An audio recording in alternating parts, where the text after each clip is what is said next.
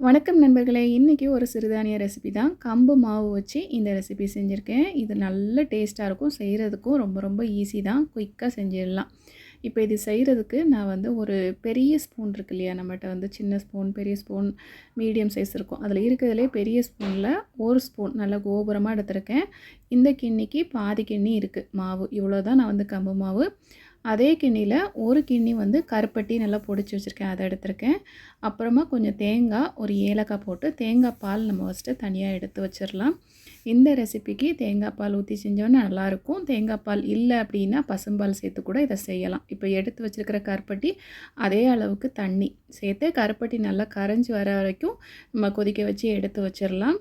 அது இருக்கட்டும். இப்போ இன்னொரு பாத்திரத்தில் 1 கப்பு தண்ணி, 1 பிஞ்சு உப்பு போட்டு அது கொதிக்கிற அந்த டைமில் எடுத்து வச்சுருக்கிற கம்பு மாவு அது கூட 1 கப்பு தண்ணி ஊற்றி கட்டி எதுவும் இல்லாமல் நல்லா கரைச்சி எடுத்துக்கலாம். இப்போ தண்ணி ஓரளவுக்கு கொதிக்க ஆரம்பிச்சிருச்சா, நம்ம ஏற்கனவே எடுத்து வச்சுருக்கிற இந்த கருப்பட்டி கரைசலை இதில் வந்து வடிகட்டி சேர்த்துக்கலாம். இப்போ இந்த அளவுக்கு நல்லா சுற்றியும் கொதி வந்ததுக்கப்புறம் கரைச்சி வச்சுருக்கிற கம்பு மாவை இதோட சேர்த்துட்டு கைவிடாமல் கிண்டணும். ஒரு 5 நிமிஷம் நல்லா கைவிடாமல் கிண்டணும். நல்லா வெந்துடும். நம்ம கையை விட்டுட்டோம் அப்படின்னா அடி பிடிச்சிரும். அதனால் கிண்டிக்கிட்டே இருக்கணும் 5 நிமிஷமுமே. இப்போ நல்லா வெந்துருச்சு. அடுப்பை ஆஃப் பண்ணிவிட்டு கீழே ஓரமாக எடுத்து வச்சதுக்கப்புறமா நம்ம தேங்காய் பால் சேர்த்துக்கிட்டால் போதும். தேங்காய் பால் சேர்த்ததுக்கப்புறம் கொதிக்க வைக்கக்கூடாது.